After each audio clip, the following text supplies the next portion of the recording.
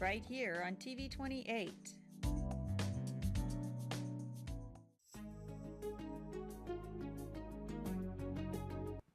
This is, we're going to call the meeting to order here at 1900 hours. This is the Board of Education for Livermore Valley Joint Unified School District. This is our September 4th regular meeting. And I just want to advise everyone that these meetings are televised. We have them on Channel 28 Wednesday evening and Saturday morning, so you might find your image captured on the cameras that are around. We're going to start tonight with our pledge, as we always do, but tonight one of our principals, Tammy Rankin, is going to introduce Mendenhall Middle School, and it's their leadership students. So if you please come on up and do your introductions. Good evening. Tonight I brought our leadership class, or some of our leadership students with us to do the pledge. So I'm going to have you come up, please. Thank you for coming.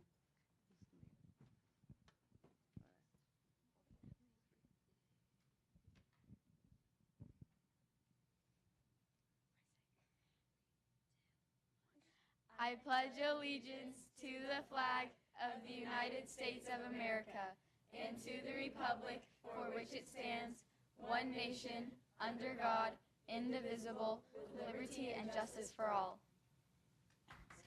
Come on around, shake everybody's hand.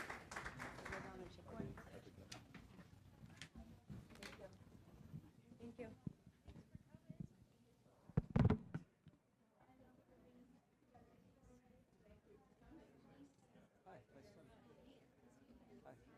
that. Thanks for saying hi, nice to meet you. Appreciate it. Hi, thanks for coming down. Thank you. Thanks for coming down. Appreciate it. Thank you. Thank you. Thank you. Thanks. Yeah, thanks. Thank you. Nice to see you. Thanks, little Kraus. Thanks for coming down. Principal Rankin, your students have wonderful handshakes. We notice the difference.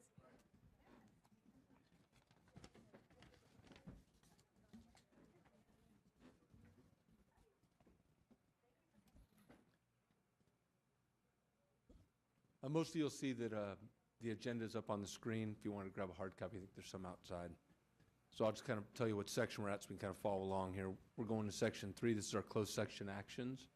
And any actions that are approved in closed session, we have to report out here in open session. So I'd ask, well, I'll ask the clerk later if we took any, but I don't believe there's any to take out. There's nothing to report out. Thank you. Okay. Just some housekeeping things. First off, exits are in the back of the room, and across the lobby here is restrooms if anyone needs to use it. And you don't have to wait for a break or not interrupt anyone if you need to use the facilities. So again, this is the regular meeting of the Board of Education of the Livermore Valley Joint Unified School District, where our primary focus is on the education of students within the jurisdiction of this public agency. During the meeting, you or members of the public will have the opportunity to share information and voice your ideas and concern regarding matters within the jurisdiction of this public agency. During our discussion on each agenda item, there will be a time for you to have the opportunity to speak to that item. If the topic you'd like to address is not on our agenda, it's not mandatory, but I would encourage you to grab a beige speaker card out in the lobby and fill it out and hand it to one of our IT fellows over on the side, and it'll make its way over here. We'll call you up in no particular order, and it'll be under communication from the public. If you wish to address an item that is on our agenda, please fill out a light blue card, and same process. When you do come up, there's a microphone up there at the podium, and there's a little button in there to make sure the green light is lit. And if you glance over to your right, our Deputy Superintendent, Mr. Van Schack, will light a 3-minute timer. So if you could just pay, there it is. You could pay respect to the 3-minute timer, and not being rude or anything, but I may interrupt you and say you're at 2:30 if it looks like you're really going and may not close out in the 3 minutes. Just to keep the meeting organized and kind of be polite to everyone. Again, just to remind everyone, these meetings are on Wednesday in the evening at 1900 and Saturday mornings at 0900 hours. Moving to section 4, I'd ask our superintendent, Dr. Bowers, if there's any changes to the agenda. Thank you, Mr. President. We actually have no changes to the agenda this evening. Very nice. We'll move right into our recognitions then, if you'd do the honors of introducing our first. Thank you. So we're going to invite Ms. Tammy Rankin up again. She is a very proud principal of Mendenhall Middle School, and she will be recognizing and honoring a longtime employee who's done tremendous work, not only with our students, but with our community. Good evening, Board President Bueno, members of the board, Superintendent Bowers, and Cabinet. I am Tammy Rankin, the proud principal of William Mendenhall Middle School. Before I start, I'd like to say that Ravi and I are really enjoying our time at Mendenhall. Tonight, I would like to recognize Ed Santero for all he has done for the students at Mendenhall. Ed teaches the only middle school woodshop class in the district. I went to the Alameda County Fair soon after I found out I was going back to Mendenhall. The projects that came from Ed Santero's class were the most impressive in the room. Similarly, when Ravi and I were putting students in classes, the elective that had the most requests by far was woodshop. Many of the students are siblings that are eager to make the same project that their older siblings made. Other students had enjoyed woodshop class so much that they wanted to help others with what they had learned by being a TA. During open house, Mr. Santero has a wine barrel silent auction fundraiser. The fundraiser has raised over $15,000 for the woodshop program at Mendenhall. I am excited to be part of the program that has touched the lives of so many students. Thank you, Mr. Santero, for empowering so many Mendenhall students to want to take woodshop.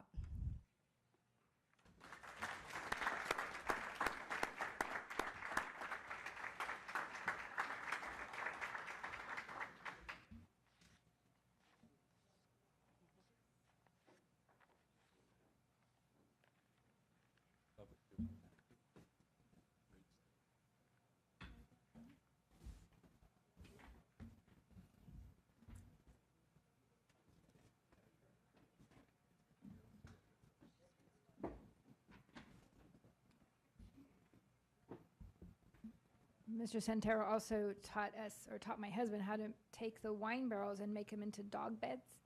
And then we donated them to the Valley Humane Society, and they went for auction there, and it went for that cause. So it's pretty amazing what you can do with a partnership with the community and some creative talent. So, Beautiful. for our next recognition, I'll invite Mrs. Philomena Rambo, our Director of Community Engagement, forward.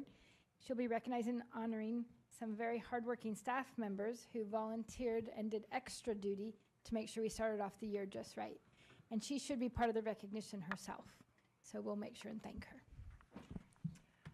Thank you for that introduction, Dr. Bowers. Good evening, President Bueno, members of the board, cabinet. It is my pleasure this evening to be here to recognize the kickoff committee. And even though they deserve to be seated for the rest of the month of September and probably long into winter, I'm going to ask that those who are here this evening stand behind me so that you can see them for a few minutes while I talk about them. You can come up here a little closer. Okay, so we all know that on August 16th, employees of our district enjoyed the 9th annual kickoff, a tradition that Dr. Bowers has begun and that is going strong. So in addition to seeing old friends and meeting new colleagues and sharing summer stories, the kickoff is really an opportunity for all of us to get focused for the new school year. We hear a message from our superintendent, and we hear something from our deputy superintendent. And this year we were very lucky to hear also from Scarlett Lewis, who shared with us about Choose Love, the social emotional curriculum that we're going to be employing throughout the district. We were also able this year to celebrate earning our 5th Top Workplace Award. And Don Argula, Chairman, CEO of the Livermore Chamber of Commerce, was there to present that award. And I'd like to think that the kickoff is really an embodiment of the culture that we see in this workplace. We enjoyed a beautiful venue thanks to Cornerstone. We had lots of prizes. A couple hundred employees walked away with beautiful baskets, gift wrapped by some of the people behind me, thanks really to the extreme generosity of the Real Estate Alliance of Livermore. And when we showed up that morning, it was gorgeous, right? We had Element 116 playing, we had coffee, we had food, we had balloons, and we were welcomed by cheerleaders and mascots, and it was just a great morning. And for those of you who've ever had a party, you know that like any big event, it doesn't just happen. About 2 months before the kickoff, the people behind me and a few others who aren't here this evening met and said, okay, kickoff. What do we need to do for the kickoff this year? What can we do for the kickoff this year? Each year we have some of the same people and some new ones, and it's really a wonderful way for them to get together and give a gift to the district and for all of us. So again, 2 months ahead of time, they get together, they share their ideas, they make lists, they divide up tasks, they share their energy, their enthusiasm, their ideas, and they make a big party for 1,400 people. And this year, I think they were able to enjoy it a little bit more than in the past. So, of course, we want to thank the volunteers who helped the day of, and these people recruited them. But behind me, you see the people who were really the leaders of the kickoff. They were here, not even just the check-in meetings. I mean, they were working hard, and they did it on their own time, outside of their workday. They really gave of their hearts. So I'm going to read those who are here: David Darlington, Sarah Walk, Tracy Dreyer, Jill Scilatani. Let's see.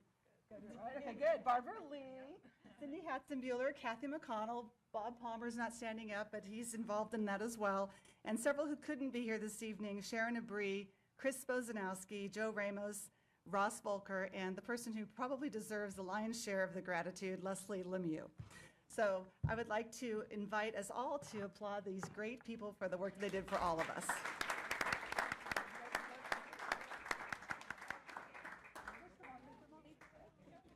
And then I'll meet you guys outside for a certificate. I know.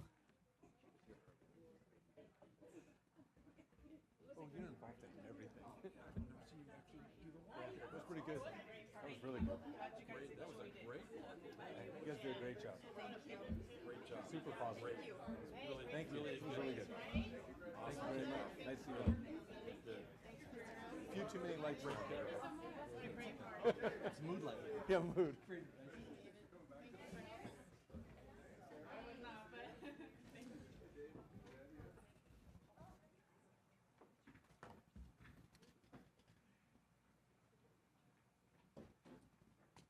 Okay, with our recognitions being completed, we're going to move into our student board member reports. And this is a time at our two comprehensive high schools, Granada and Livermore, that their reps come in and they talk a little bit about what's going on at their school.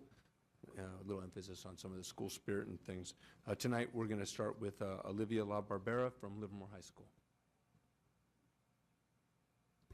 Good evening, Board President Bueno, members of the board, Superintendent Bowers, and Cabinet. I'm pleased to report that LHS had an exciting past 2 weeks. The second week of school started off with an exciting Spirit Week and a back-to-school rally. The rally was a complete success and even featured a teacher versus student dance-off. Last Friday, the Cowboys started an exciting new tradition called the Belly Flop Fiesta. Students were able to sign up and support their class by belly flopping for the title of Belly Flop Champion. It was a wonderful way to end the week. On a more serious note, new data shows that Cowboys are attending and taking advantage of the newly added CAP period by meeting with their teachers and counselors. Our vice principals are also working on bringing in on-campus support groups to come in during CAP period for additional support to students in need. Data also shows that by the end of the first week of school, 98% of students were wearing their school-issued ID badges. Admin is currently brainstorming ideas of incentives to give students who are wearing their ID badges and complying with the new policy. The freshman fit classes also had a chance to meet with their admin last week and get to know our principal, Mrs. Scudder, better. LHS staff also had a successful and exciting staff development day. In the morning, they kept it professional, but in the afternoon, the staff were able to explore various exciting disciplines offered at LHS, such as making floral arrangements, and they also got to decorate their own cakes. Although we are not able to do our traditional homecoming floats due to the construction that is going on our campus, homecoming season is in full swing. The overall theme this year is decades. The freshmen have the 70s, the sophomores have the 90s, the juniors have the 50s, and my class, the seniors, have the 80s. We're working on our skits, and each class is having float practice almost every night. Even though our tradition is changing this year, homecoming is still as exciting and stressful as ever. Our administration are currently working on finding the best way to implement the district-wide Choose Love campaign. Ideally, it is going to be run by students, so the admin and leadership class are working very closely on this campaign. We are all excited for the positivity and awareness that is going to come from it. Lastly, staff and students are all very excited for our back-to-school night tomorrow. It is a wonderful way to involve and welcome parents into Cowboy Nations. Thank you, and go Cowboys. Thanks, Olivia. Now we're going to go to Granada High School with Avery Peralt. Good evening, President Bueno, members of the board, Superintendent Bowers, and Cabinet. The first 3 weeks of school have blown by. Between the beginning of the school year, the Spirit Week and the rally last week, and the choosing of skit themes this week, everything has been really exciting. And I personally have found that the transition to school wasn't as difficult as anticipated. The freshman class officers were announced last Friday, and their search for their advisors are underway. A lot of new teachers want to do it, which is really exciting. Last Friday, we revealed that our skit theme for this school year is TV channels. So today, the seniors chose NBC as our theme, but I can't reveal more than that for now. Juniors choose tomorrow at lunch, and then the lower classmen follow the rest of the week, and then the teachers choose next week. Most classes have a set location to practice, and everyone is super excited for the beginning of homecoming season. Since we only have 2 home football games this season, Granada's bullpen is actually taking it to the road this year. So leadership has been finding different ways to incentivize people to go to the away games. This Friday is our first one. We're playing Foothill, and we're doing a whiteout game, so everyone's wearing all white, so it's a little bit different than black and gold. And we're serving pizza on a first-come, first-served basis, so more people will come. Personally, I'm really excited about this because football games are always a really big part of first trimester, and it's the seniors, my last year, so we wanted to make it super fun. Our varsity boys have also won their last 2 games, so we're really looking forward to the rest of the season. Other sports have finished tryouts and are going to begin competing in the upcoming weeks. Along with that, ASB has approved a plethora of new club charters, as well as renewing last year's, and we're especially excited about our new Human Rights Club. Tomorrow is also back to school night, so all of our teachers are looking forward to meeting parents and prepping their classrooms. Senior Information Night is also fast approaching on September 26th, so parents and students are going to have a lot more information, which I'm sure is going to calm their anxiety about preparing for life after high school. Our stadium also now resembles a stadium, which is really exciting. There's bleachers, and we are super excited for it to be ready for the homecoming game, and it's awesome that parents are also going to get to see that progress tomorrow night. So overall, homecoming season is officially underway, and I can't wait to keep telling you guys how it's going. Thank you, and go Mats! Thank you very much. We're going to move now into our employee associations, and all our employees are organized, and so this is an opportunity for their leadership to come in, say a few things about what's going on with their membership, kind of give us some updates. And we have LEA, CSCA, SEIU, and then our confidential and our managers. So we're going to start this evening with LEA and Kate Sorrell. Good evening.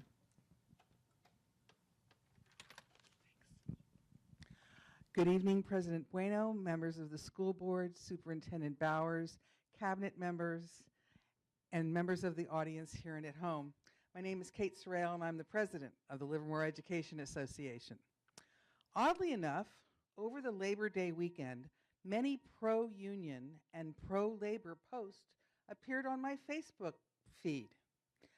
One, sponsored by the Badass Teachers Association, listed how working conditions have been improved as a result of the actions of workers.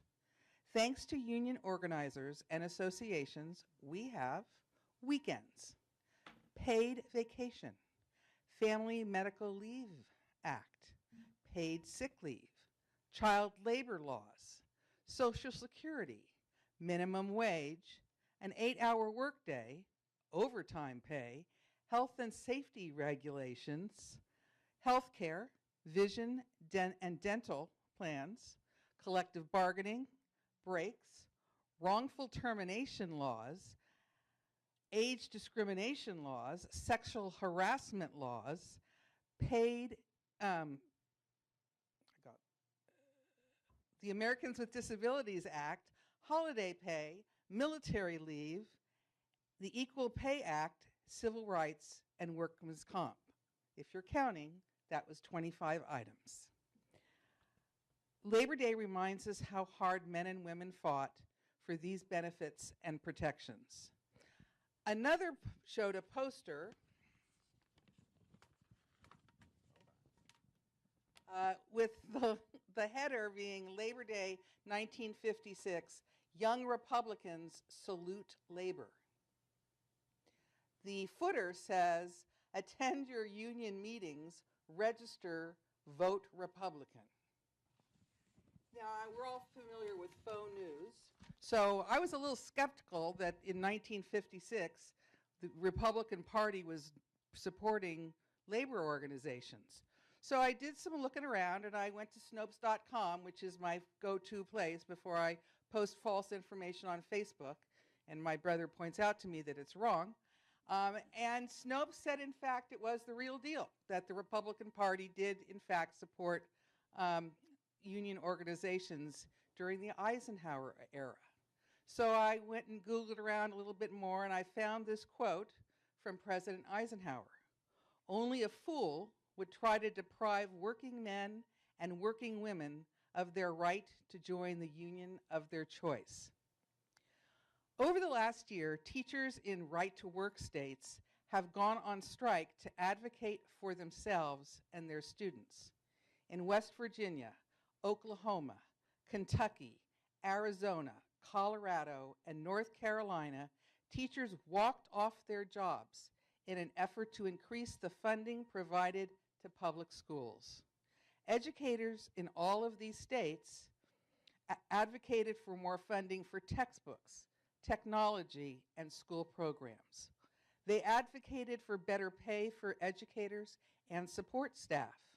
While some were successful, others were not.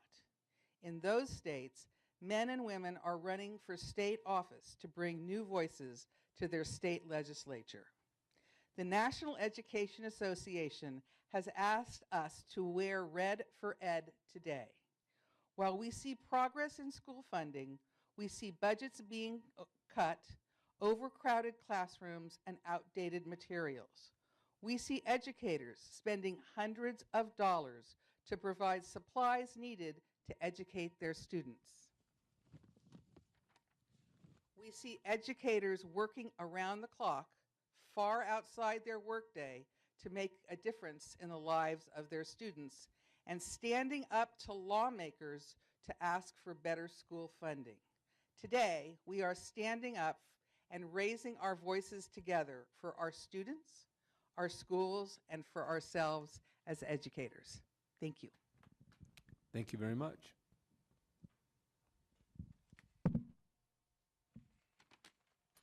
And I don't believe that we have a rep this evening from CSA, which is Mamie Kristovich, and Teresa Jennings with SEIU, and Cindy Hotzenbuehler was here earlier being recognized.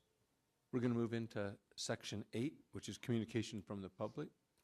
Communication from the public is the time for the public to comment either in writing or verbally on any item that is not on our agenda. We, the board, may listen to the comment and ask staff clarifying questions, but we can neither discuss nor take action at this meeting on topics that are not on the agenda, and this is in accordance with the Brown Act. I have no tan cards, but if there's anyone who would like to speak on this, now would be the time to do so. And again, I'd reiterate the 3-minute time. Not seeing any, we're going to go ahead and close that section, and we're going to move into correspondence. Correspondence is considered formal written correspondence to the Board of Education, and it shall be acknowledged if received by the board or in the superintendent's office by 4 p.m. the day before the meeting. Formal written correspondence received after the cutoff time will be acknowledged at the following meeting. Electronic communication received via the Livermore Valley Joint Unified School District website by accessing the formal written correspondence to the Board of Education link with all fields completed and verified shall be treated as formal written correspondence. And with that whole mouthful said, I'd ask our clerk, Mr. Rogie, if there's any correspondence, and if so, please summarize. Yes, Mr. President, we do have one. Elise Streed, formal board correspondence received via email. Ms. Streed wrote to the board with concerns regarding the use of Clorox wipes and fragrances being used by staff at her child's school. I do want to make note that the district staff and the school principal have contacted Ms. Streed to address the concerns that were brought to the attention of the Board of Trustees. With that ends our correspondence. Thank you, Mr. Rogie. We're going to move into our information discussion items, and I'd ask our superintendent, Dr. Kelly Bowers, if you'd introduce our first item, please. Thank you, Mr. President. So I will invite Dr. Kevin Greer forward. He is our Director of Curriculum and Special Projects, and he will be providing an informational report and recap of summer school and the wonderful progress from this summer's program. And joining him will be some of the summer school principals and our summer school coordinator.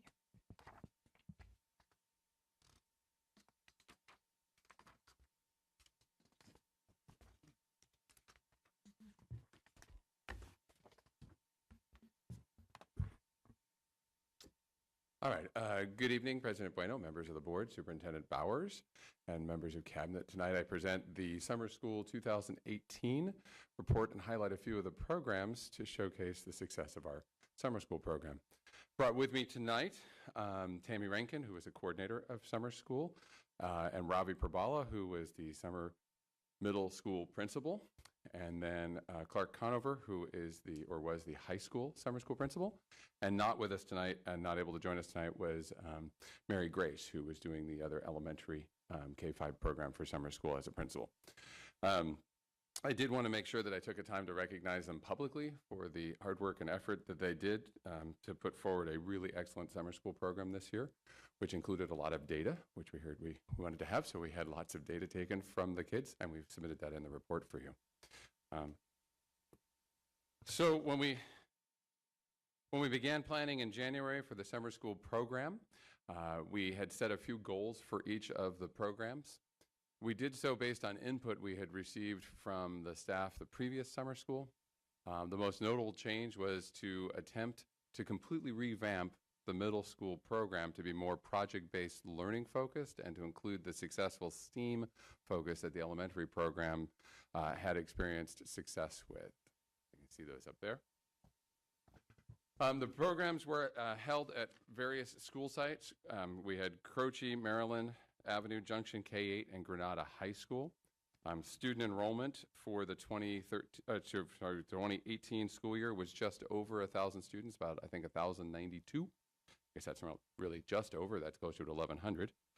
The strategic restructuring of intervention across grade level and the high school credit recovery programs offered throughout the school year are having a positive impact and reducing the number of students who need to attend summer school. This year, unique was that we placed the Del Val summer program, typically held on the Del Val campus. We placed it on the Granada campus to help reduce the summer use of sites and to allow maintenance and IT to get a chance to get in there sooner to do some of the summer work that usually needs to go on, cleaning up and refreshing technology. So some of the program highlights here. Our elementary summer school program, once again, featured a science, technology, engineering, art, and math approach, or STEAM, to both improve academic skills and keep students engaged. We conducted both pre-skills assessment and post-skills assessments for each grade level in language arts and math. We saw that there was a 63% student improvement in ELA, while 37% remained steady, which shows that the summer school program was helping to reduce academic regression over the summer months. We also found that there was an 83% increase in math skills over the summer, with 17%, the remaining 17% maintaining their skill set. This past summer, as was indicated earlier in the presentation, we completely revamped the skill-based focus of middle school program and created a project-based learning program, and also founded on STEAM that allowed the students to choose a research topic from among a selection of science-focused topics that would be their focus for the duration of the summer school program. They were responsible for developing and presenting a final digital presentation at the conclusion of the summer program. Along the way, the students then would needed to do the necessary readings, critical thinking, necessary to truly understand the topic well enough to make a presentation on it. Each student would also have to learn the math behind many of the topics, including statistical analysis, because several of the articles that they would go to would include a lot of that. I wanted to turn it over to Ravi just so that he could explain a little bit, because along the way the students were developing GRIT, which stands for guts, resilience, integrity, and tenacity, which are essential skills that all students need to have for academic and life success, if you think about it. And so Ravi had put together an array of amazing online tools that the teachers used to help students develop this GRIT and to help them demonstrate and grow in those skills. So Ravi, did you want to kind of highlight a little bit about that? Sure, yes. Every day started with either a celebrity or someone that the kids knew and the adversity that they faced. And this was a way to talk about the resilience that celebrities and other famous adults that the kids can identify with have faced, so that kids can see that everyone need the skills to persevere and be successful. There was many activities that dealt with the GRIT focus, and the students had to, at the end, talk about and show through their work how they improved on the GRIT scale.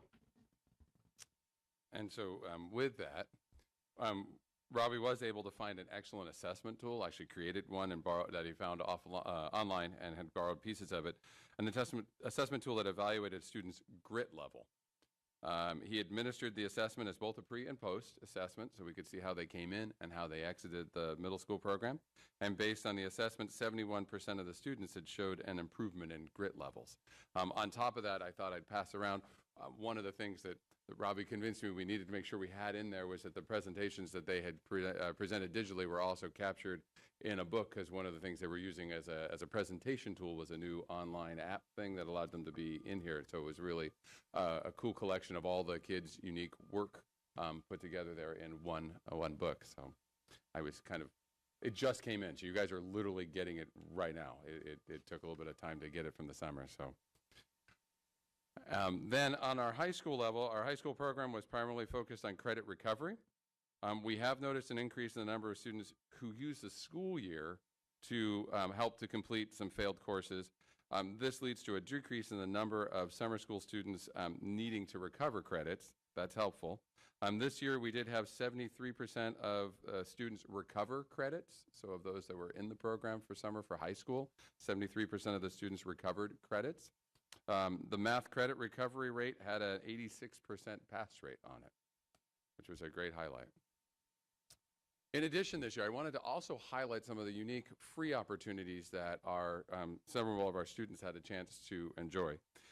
This summer, they had about 4 different opportunities sponsored by our community partnerships with Las Positas College, with Sun Power, and with Lawrence Livermore National Laboratories. And so the 4 programs, and there's some pictures of different ones up there. The Biotechnology Boot Camp, which was held at Las Positas College. It was open to all districts, actually, and it was grades 10 to 12. And this is in its 2nd year, and there were allowed to be 24 students per session. So we've been encouraging more and more kids to kind of jump into that opportunity. Sun Power Solar Energy Academy was presented at Las Positas College as well.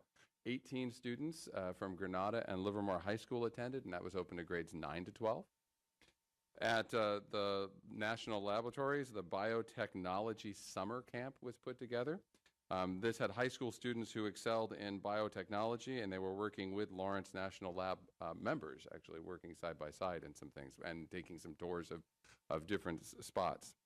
And then where there was a last one put on by the National Laboratories as well, which I thought was really cool. It was the Additive Manufacturing Student Internship Program. 6 students, 2 from each high school, 2 from Granada, 2 from Livermore, 2 from Del Val, worked 8 weeks on a paid internship. And the students, actually, that was the one we heard about 2 weeks ago that had received the scholarships for their work with that program and the participation in that paid internship program. So that was really kind of unique this year, and wanted to make sure we highlighted also how we're reaching out to some other students to plug them into some unique free opportunities. Next steps for the summer school program. So for the past several years, we've been remodeling our summer school programs. We began with adding STEAM to the elementary program a few years ago. This summer, we retooled the middle school program to be project-based learning with a grit emphasis. Next, we intend to examine the high school credit recovery program. We have 3 main areas that we want to explore. 1, blended learning model. 2, the length of class periods for English language arts and history. And 3, revising the attendance policy.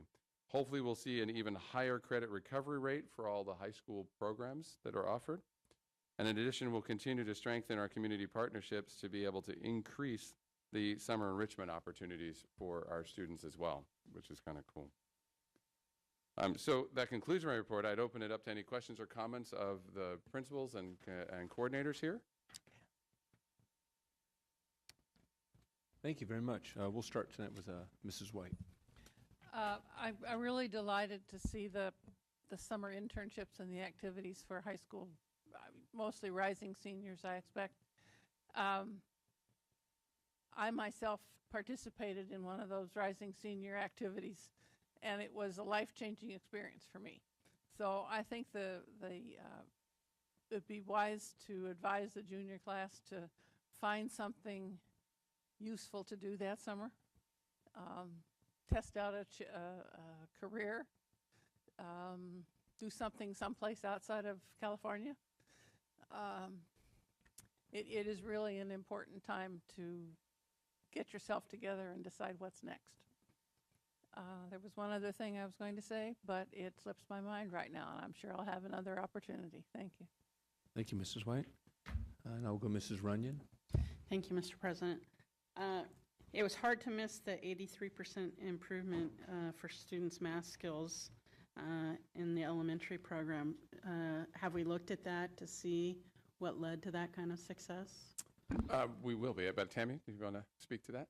So when we went into classrooms, what we saw, we gave the assessment. Teachers looked at what students were struggling in, and then they taught those skills. So a lot of students weren't understanding the vocabulary, or they weren't understanding a simple math concepts. So teachers were going back and reteaching those concepts that the students didn't get during the school year. So it was the same assessment that was given at the end of the school year. We gave it again. So the pre-assessment. That's good really because it gives us really strong data that the improvement was real. So what happens at, go ahead. I guess what I'm always thinking is, can it scale? Clearly this worked really well. How do we capture that? How do we, I'd love to get those teachers that did that in front of video so that kids can watch it on YouTube and reteach themselves. I'm always encouraging kids to get on Khan Academy. If they missed a concept, get on there and look at that, but having our own resource as well. But when we see that kind of improvement, I want to know, was it the individual involved? Was it a method that we used? We need to try to trace back and bottle that, because that's excellent. And I'm thrilled to see that happen, and I'm really glad to hear that. So. Yeah. It was the first good time that we had for really tracking pre and post data on everything, so it was great. The teachers really used the pre data to teach. That's what they used to guide their instruction, so it helped. Wonderful. Yeah, because knowing what concept it was that students have struggled with, you start with the most common problem, and then you work through until you don't have any time left, right?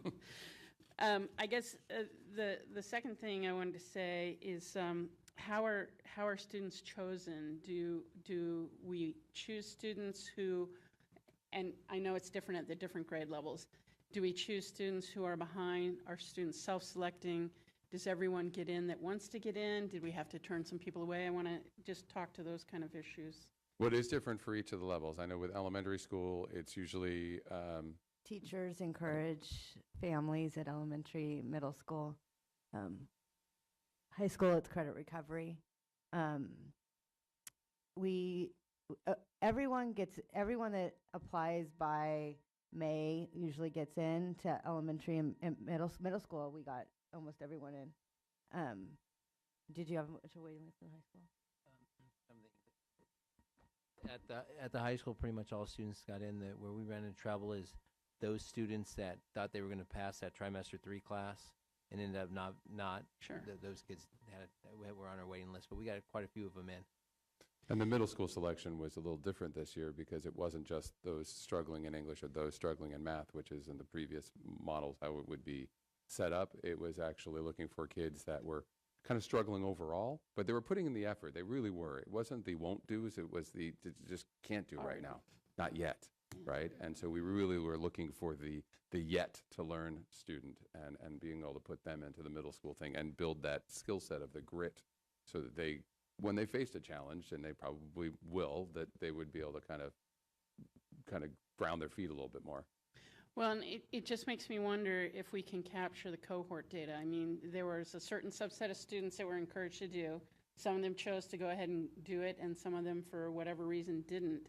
And if we can watch those two groups and show families in the next year when that time comes around and say, this really helps, if you have the data, you can show it to them and say, really, we see real improvement. If we see kids making improvement, 83% of the kids making improvement in math, that would certainly encourage me as a parent to say this is worth the time and effort to get the kid there to school and get that re-instruction. Sure.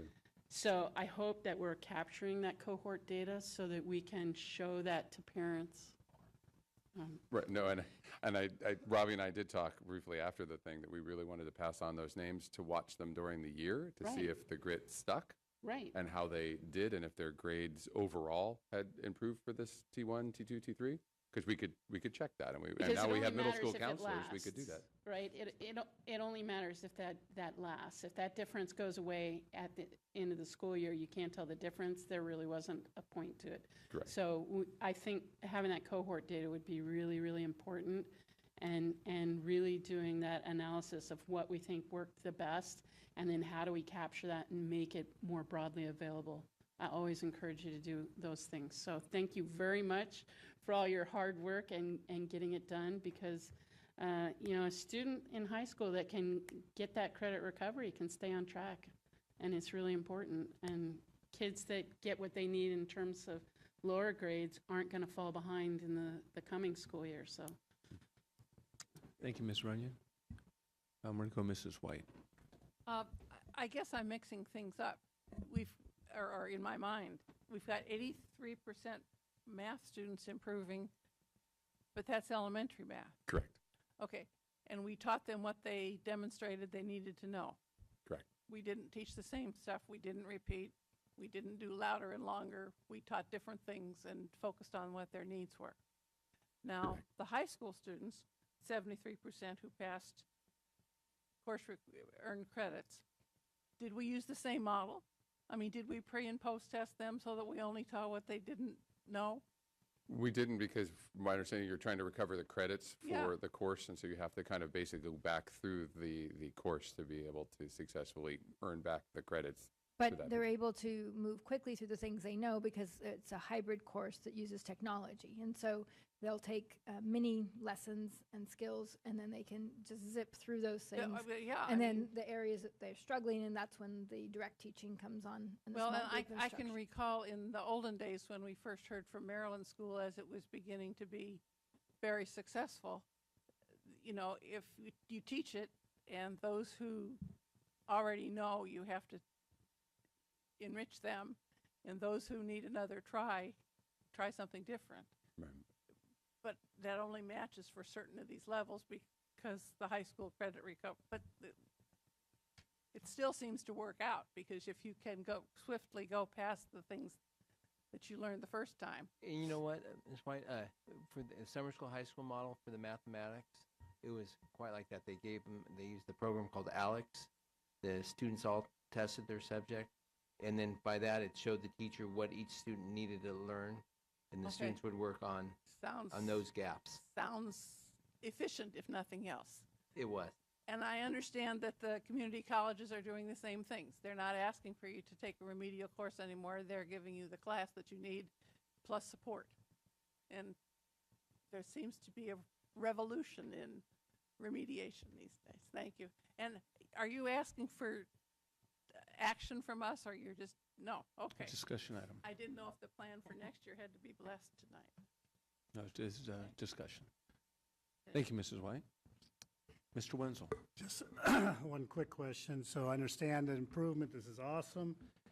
Is the teaching style, the classes the same size? Or is there more assistance in the summer? When you try to put apples to apples during the year and then you look in the summer program, are there less students? How does the style of teaching done? In elementary, we try to keep the class size to 20 if possible, and we have high school helpers that we hire to come in and help the teachers with the instruction, so they can pull small groups of students or work with students in one-on-one. And then, do you want to talk to high school? And one of the other differences is that they're often taking one subject and so in a regular school year, students are juggling 5 or 6 subjects, usually 3 to 4 at the high school level, 4 to 5. And so, and in this case, they're focusing on the area that they're struggling with usually, and so they can, it's kind of a more Better. accelerated and more depth. And I'll speak to the high school. The classes were up to 30 per class in there. I think what helped with the high school is that the students, even though they weren't successful the first time around, they had all seen it before. They've all visited one time or another at it. And then we also had high school aides and teachers go around and help the classes. Thank you, Mr. Wenzel. I just wanted to thank the three of you for giving up the summer and bringing your stellar reputations I happen to know all three of you and know the reputation you carry amongst students. And so for our students to be the beneficiaries of your guys being there and overseeing it, the results are going to speak for themselves. So I appreciate you giving up the summer and doing that for the kids. The only thing I would ask just in closing, and it's not really a question, it's just as you reflect back on the summer when you're able to breathe, because I know school's starting, is just if there's things you may need or things that you might see as process improvement, just to bring them back. I'd always be supportive because I know a lot of kids who need that opportunity, and I think we're pretty fortunate to be able to offer it. So thank you very much. Thank you. And they also all had different positions that they came back to this year, so that was a lot. So we could probably give them a round of applause for their effort.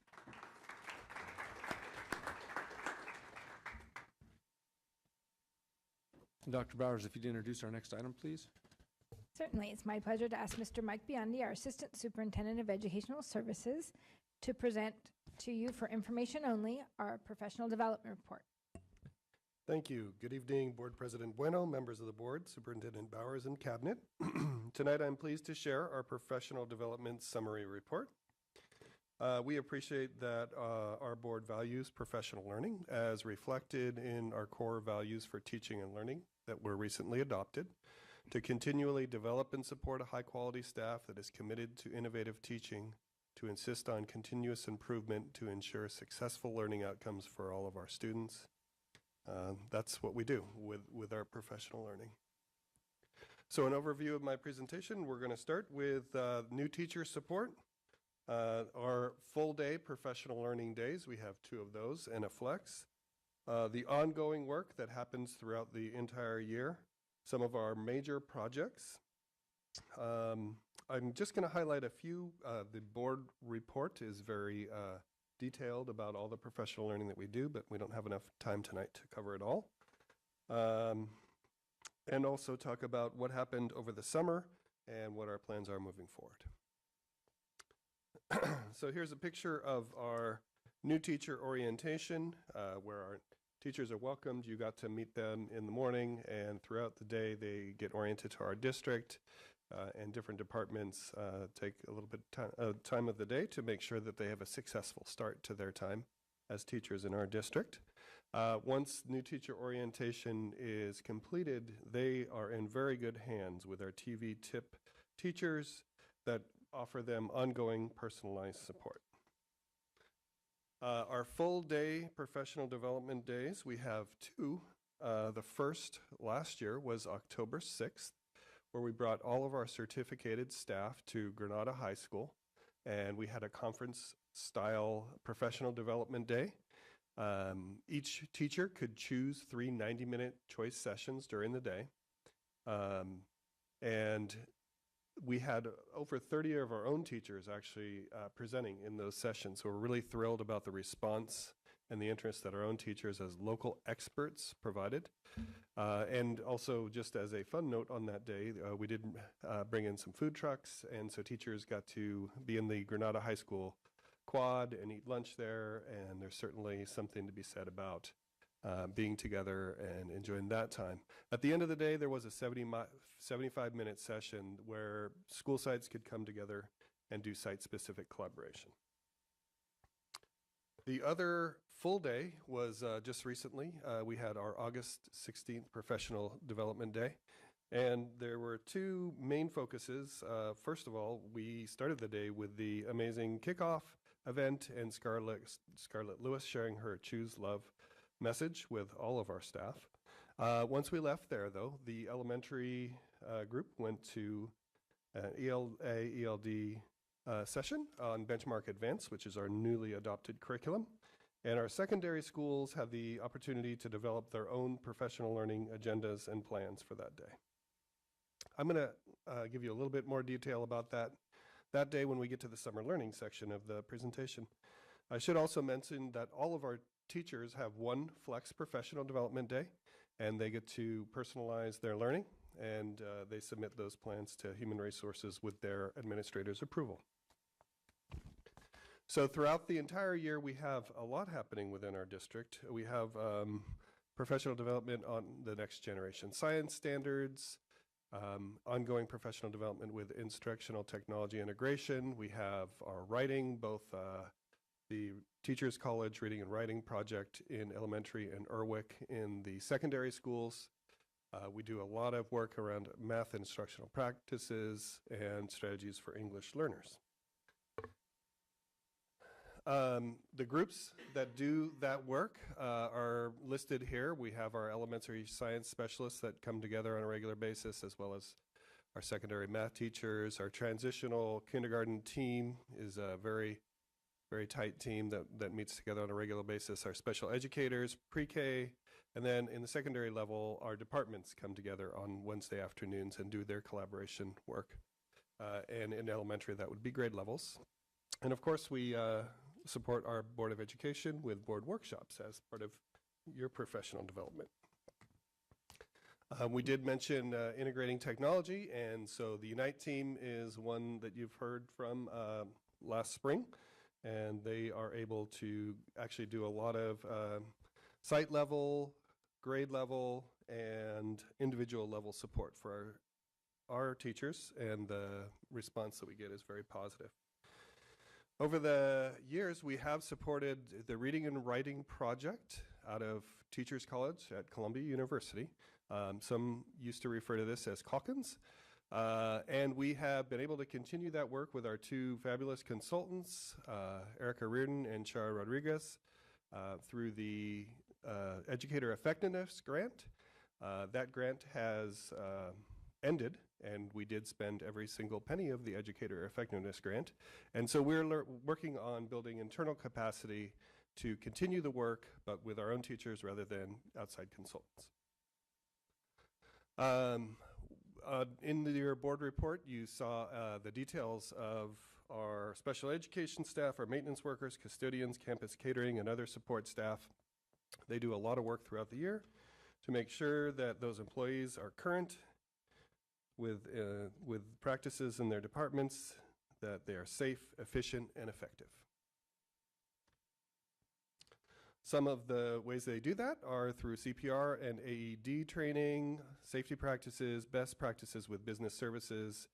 Our maintenance operation and facilities have a lot of very specific training for the crafts people in their areas, and as does campus catering. And we all learn customer service and technology tools. Some of the major projects that we have been working on for an ongoing period, one of them is the system migration from SunGuard to Escape Technology. And so this has involved quite a few different parts of our school district and our site teams, and our human resources and business departments have put a lot of time and effort into making sure that that migration has been smooth and successful. Another area that I wanted to highlight, because it really exceeds what I've seen in our region, is the training that we have provided to our sites and to our leadership around safety. The Student Services Department implemented critical incident training for all of our staff members, and we're the only district in at least our local area that I'm aware of that has done that. And then more extensive leadership, critical incident management, and training once the school year was out. In addition, we have done some innovative work in that we have begun to do some recordings of some of our professional development. So the first one we did was Learning Ally, which is the audiobook program that I've spoken about before. But we did have a presenter in Colorado with all of our site teams, so 6-person from each school site tuning into it so we could interact with that trainer. And then we did record that so that other site teams at a later time could benefit from that professional development session. And it's actually still being used this year. As new teams come on board, they're using that same recording to get a refresher on Learning Ally. Also on April 25th, we used our telepresence equipment, and I actually presented from Granada High School, but teams from each school site tuned into that presentation. And they stayed at their school site, and they did appreciate the the time that they saved in not having to travel to a central location, and also that after the presentation they could have site-specific conversations related to the topic. And so that was not only delivered by telepresence, but it was also recorded, and sites can continue to use that. So now I'm moving on to the summer learning that we did. So the week after school ended on June 12th, we brought over 200 teachers together to have the first level training of our new ELA, ELD adopted materials, which is Benchmark Advance and Benchmark Adelante for our dual immersion school.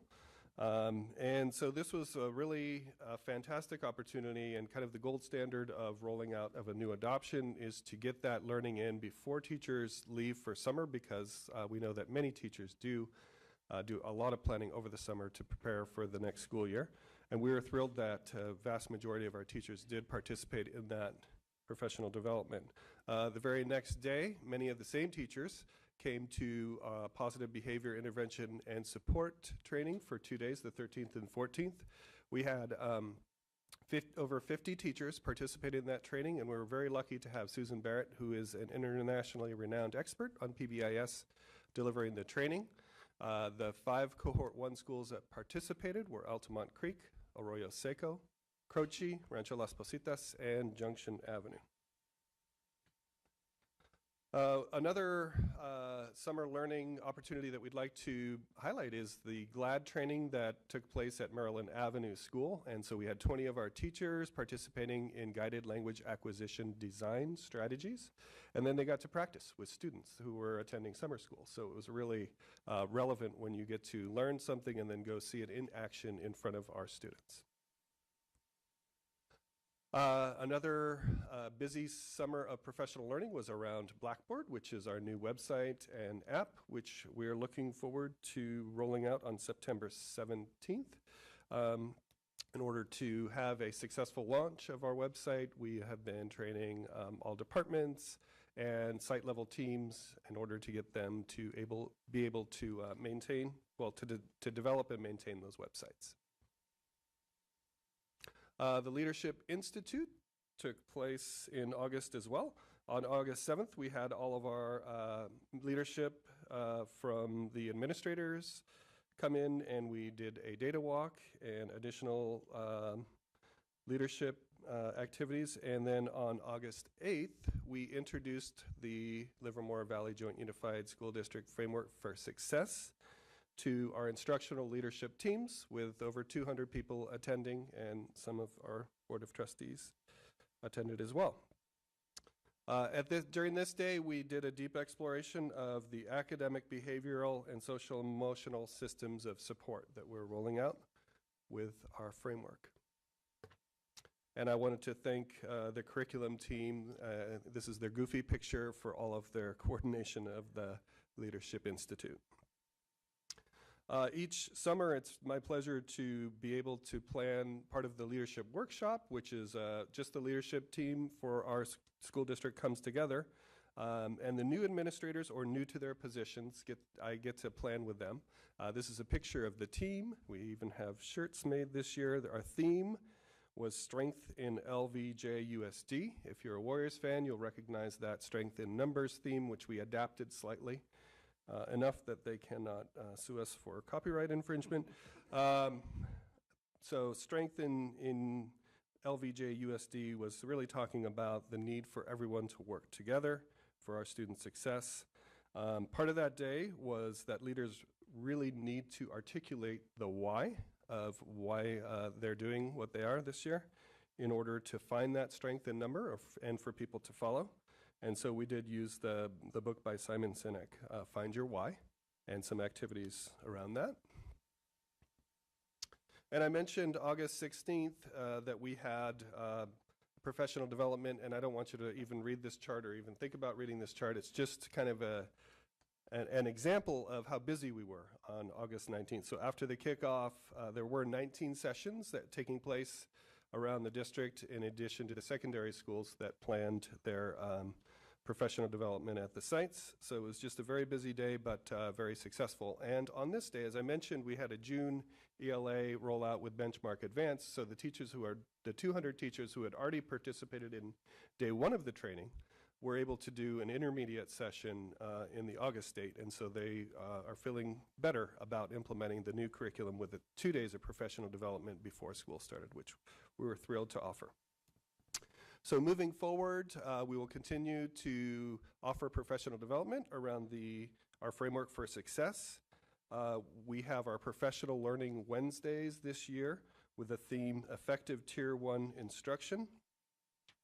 And we have also structured things a little bit differently. One, we have made sure that the special educators have a structured time to come together on a monthly basis, and that time is protected.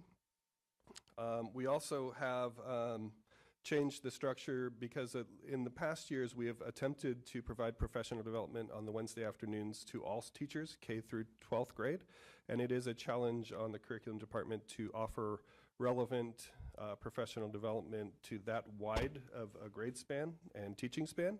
And so we've divided the days into a K-5 professional development Wednesday and with the following week or an alternating week for the secondary teachers. So it is a little bit easier to individualize the professional learning that we're going to do on those days. We are also going to increase our telepresence and recordings of sessions. We have a math team, and we're looking forward to the impact that they will have on math professional development. We had teachers ask for more of the safety professional development that we offered this last year, and we will continue it. I mentioned that we had a cohort 1 schools that went through positive behavior intervention and support training. They will continue, and we'll start cohort 2. And as I mentioned, we also want to grow our internal capacity for supporting the Readers and Writers Workshop here in our district. The funding that we used for professional development are the LCFF dollars, Title I, II, and III, our TV tip funding, and unfortunately our Educator Effectiveness Grant has been fully expended, but we certainly benefited a great deal from that grant. I'd be happy to answer any questions you may have. Thank you, Mr. Biondi. We'll start with Mrs. White. I just think it's wonderful that we're offering so many activities for so many general folks and for specialized folks both. I also want to be delighted at the opportunities that board members have to participate in some of the leadership workshops that you had. It was good for me to sort of attach myself to the Livermore High group because they were planning their MTSS, all of it. And it was interesting that they were knowledgeable about the programs, but they also demonstrated insight about what's possible at their school. And you could see the strategic web planning as they were going to do this and then this who, and I thought, okay, we're in good hands at Livermore High. Board members have an opportunity to become part of the district team at a time like that, and I am really grateful for that. A couple years ago when we rebooted interest-based bargaining, it was the same kind of an opportunity for board members to, since we don't sit in on negotiations in Livermore, which is, I'm not challenging that. It's a wise practice not to sit in negotiations. But the mock-up of it, the negotiations that you do as part of the IBB training was interesting to watch. And again, it's a team-building activity to come to appreciate all parts of the district. Thank you. Thank you, Mrs. White. We'll move to Mrs. Runyon. Thank you, Mr. President. I do agree there's an awful lot of opportunities for training. I wonder if you could expand a little bit on what you said about the Wednesdays. I wasn't sure I caught the gist of it. So you're doing K-8 and high school on alternate weeks. What are the K-8 people doing on the high school week? So that would be site-based. Okay. So they would probably be meeting in grade level teams. Doing or their own, site-based. yeah. Okay, and that's what I just didn't, I wasn't sure that I caught that. And then on the positive behavioral support, I know in the past we had invited community groups in for training, people who work with youth in different ways, sports coaches and things like that. Have we looked at doing that again? Because if anyone who is dealing with that student, if it's a consistent way of behaving, it'll be reinforced everywhere they go. So yes, each school team has done that within the organizations, within their schools, but it would be great to get kind of a broader community partner message that would provide consistent reinforcement. And that's one of the items that we addressed when with the social emotional learning, certainly with the Choose Love rollout, we included many key figures in the community. And then our LARPD, they also run our sports programs in town, but they run our ESS program. And so they're going to be sending folks for the same training as well, so that it's very consistent when they are in the before and after school daycare or child care, as well as the PAL program. So that's the idea. We have a new general manager for the LRPD, and that's the direction we're going. So I think the students will really benefit from that consistency, and I think, you know, that adults can learn how to implement these kind of behavior modification strategies. And, you know, I know that a lot of the sports teams come to us for facilities, and that's a great time to sit down with them and say, hey, you know, we have this program available and we'd like it to be consistent across the community. So I would encourage continue to work on those efforts. Thank you. Thank you, Mrs. Runyon. I just wanted to thank you. Nice work. Just rough count I looked at, it looks like 7,500, maybe plus or minus, participants across all the different PD. That's a big piece to coordinate, especially given the varied topics and stuff. So looks like some real good opportunity and a lot of good outcome. Thank you very much.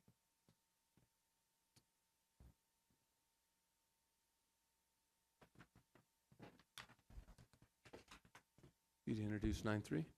Certainly. So for our next item, we have Mr. Chris Van Schack, our Deputy Superintendent, and he will be also for information providing updates on enrollment and staffing. Thank you, Superintendent Bowers, President Bueno, members of the board. This is my yearly enrollment and staffing report. If you are a numbers person, this is going to be a enjoyable and great report. If you're not, this is going to sound a little bit like Charlie Brown's teacher. As you recall, in the spring of each year, we gather a lot of information to help us make decisions for the following year.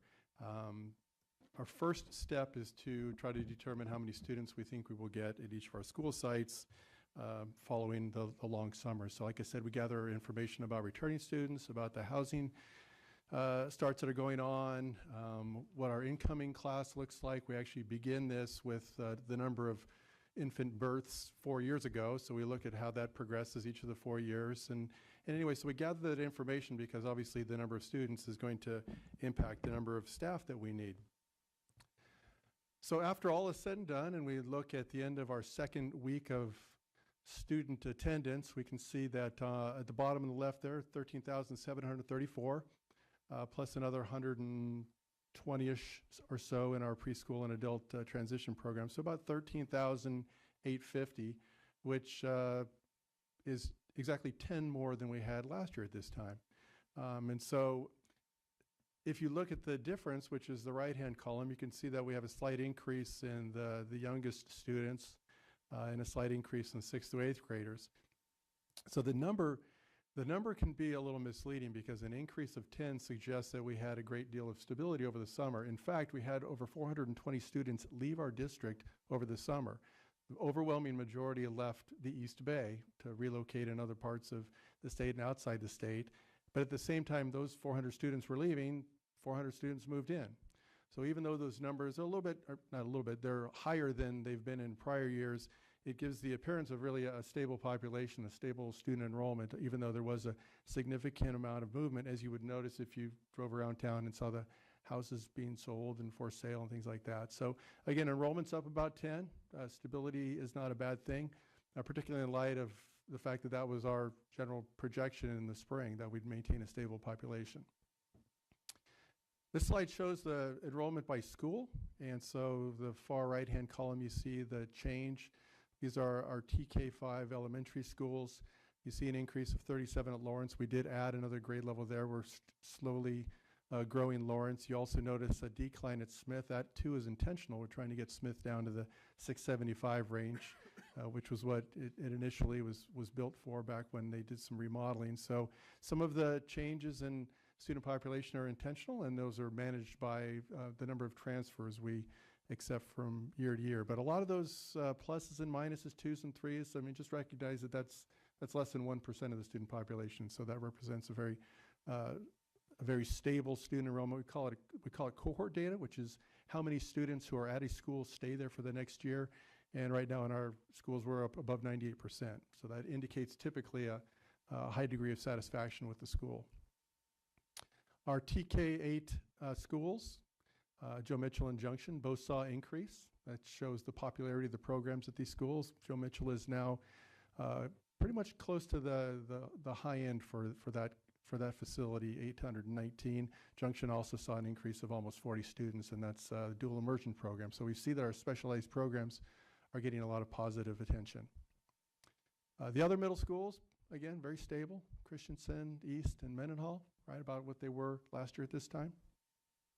I know sometimes the narrative is that Mendenhall is bursting at the seams, but in fact, Mendenhall has been right around 960 for about the past 6 or 7 years. So, see our high schools, again, for the most part, pretty stable. A slight increase at Granada. Again, recognize that 37 students out of close to 2,300 is not a significantly high number.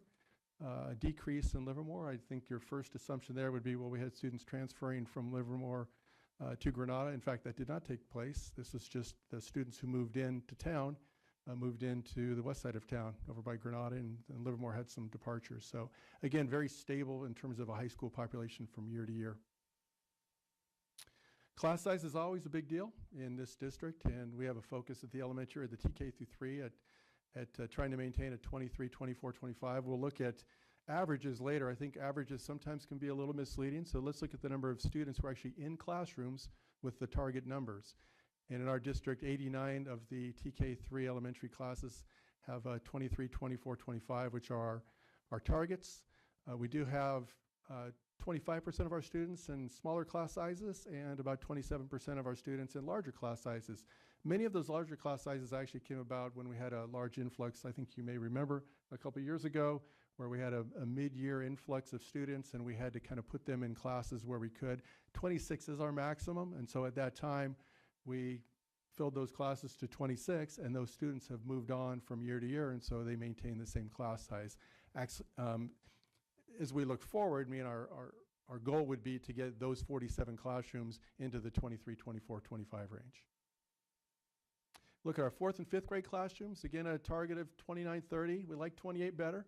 And fortunately, that's primarily where those 4th and 5th grade classrooms are. Part of this is because of a district commitment to avoid combination classes. Historically in this district, there have been a number of 4 or 5 combination classes. We've committed ourselves to the educational values of having pure grade level class sizes. And so this has resulted in somewhat smaller class sizes in 4th and 5th grade. As you can see from this graphic, 60% of our students are in classes of 28 or fewer. As I mentioned earlier, sometimes class size averages can misrepresent the data, but I just wanted to share these with you because a lot of people talk about the narrative sometimes is that our classes are full, our classes are packed, our schools are full, and in fact you can see on the left-hand side of this, 24, 24, 24, 22, the reality is those are full because those are our target goals. And again, what you want is you want a class that's filled to the level that you have targeted, which in our case is 23, 24, 25. And so again, you can see year over year, very consistent class sizes at the TK3 level. Some schools, Mitchell being one of them because of the popularity of the IB program, have filled many of the classes to the 26 level. We do have an open enrollment policy in this district. We do want to allow parents to send their kids to the schools that they would like to. And we have some special programs that are outstanding. And so we sometimes fill those classes a little bit bigger, and we're looking to modify that moving forward. Staffing, which is directly connected, obviously, to the number of students and the support systems that we choose to provide for those students. You can see year over year an increase of 17 in our certificated staff. We added 2 new special education classrooms. We added some folks in our service area.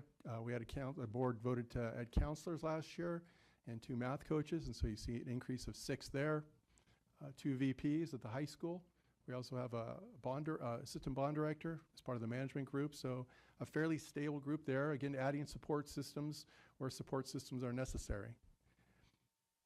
Classified staff, again, speaking of support systems, you can see the top line there, California School Employees Association, CSEA, predominantly school clerical staff and paraprofessionals, and you can see an increase there of 26. That's primarily because of the registered behavior technicians that we've added to our special needs classes.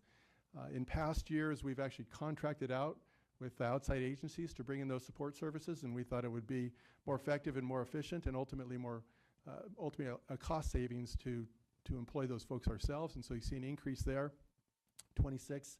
That's 16 FTE registered behavior technicians and 12 additional paraprofessionals.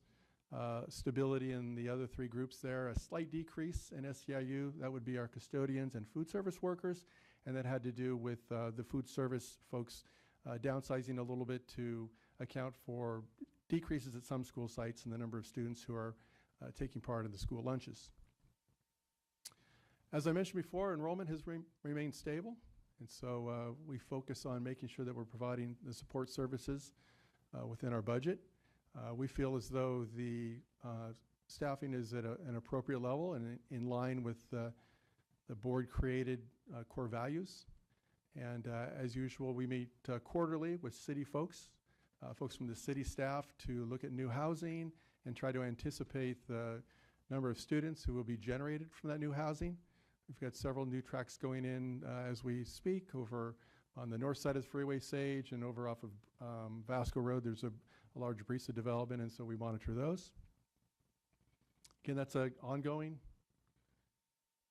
issue for us. We continue to look at what's going to happen in the city of Livermore and how that will impact our schools. We review demographic information monthly, really, to see which direction things are heading. And ultimately, our goal is to manage short-term and long-term increases or decreases, whether they're projected or unprojected. I mean, we want to make sure that we have adequate space in schools for students who may come, but also not overstaffed, because that obviously is spending money where money doesn't need to be spent. So it's a dance, and we do that each year, and this is always a good time of the year. We can kind of sit back and see how that's all played out. So be happy to answer any questions or entertain any comments that you have. Thank you very much. We'll start with Mr. Wenzel. Excuse me, this is great data for each school to use. And when you said something, a couple things, monitoring, some of the impact of these larger classes. What does a principal do? How do you kind of focus on those classes that have more students, just to make sure you don't overwork a teacher? Because a lot of teachers will just take it on as a challenge, but when it rolls around April, May, it's, the extra work. I mean, I know we used to volunteer in classes and help out. What does the district do to kind of go in and observe and see that, you could probably use some help without, causing too much of a stress issue? Yeah, part of that is just communication that happens between principal and teacher. When the classes when they go from 23 to 24, 24 to 25, it's just communicating with the teacher, hey, what extra support can I provide you? Typically, when those numbers get higher, if they go above 24, it's because we don't want to displace students. We want all neighborhood students to be able to attend their neighborhood schools. We don't want to separate families. And so typically when we get into the 25, 26 range, it's because we're getting that high to deal with an issue that we're trying to deal with. And so it's just about communication, letting the teacher know up front, hey, we have another student, family just moved in from Texas, we're going to have to bump your class to 25, what support can I provide you? And so it's just making sure that that's communicated up front.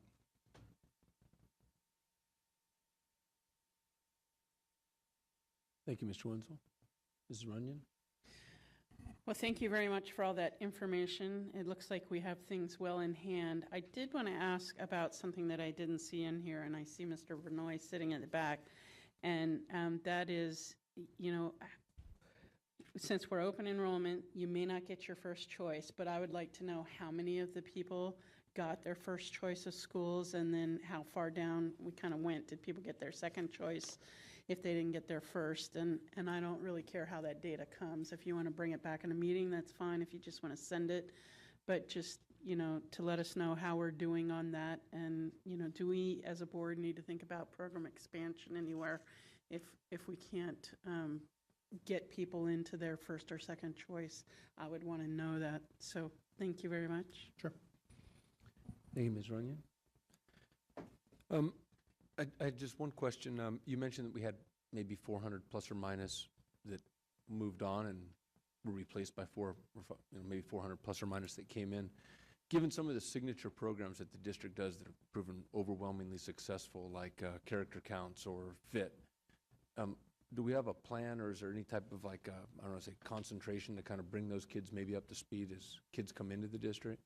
Yeah, that's a great question. So at both high schools, their leadership classes at each of the schools, they have like an orientation day, which is designed specifically for students who are sophomores, juniors, and seniors, and kind of it's a boot camp. Here's what we're about, because as you mentioned in the FIT classes at the two schools, they've got 12 weeks to kind of get acclimated and find out where things are. And somebody who, you know, moves to town from Arizona and new city, new streets, new school. So both of the leadership classes at both of the high schools have a program in place where they pair those people up with a buddy or whatever it is. And it's not as extensive as a FIT program, but it's a way to sort of welcome them to the Cowboy or Matador Nation, whichever it happens to be.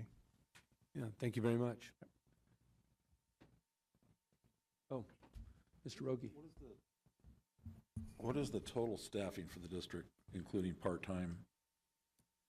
So we have over 1,200 positions, and those positions are manned by about 1,475 people. So 2 people working half-time each, that's 1 position, 2 people. So close to 1,500 employees, and they occupy about 1,200 positions. Okay, great, thank you. All right, we're going to move in section 10. These are our discussion action items. Starting off with 10.1, Superintendent Bowers, if you'd introduce. Thank you, Mr. President. So I see our Director of Human Resources, Ms. Melissa Titi, coming up, and she will be presenting for your consideration and approval provisional internship permits.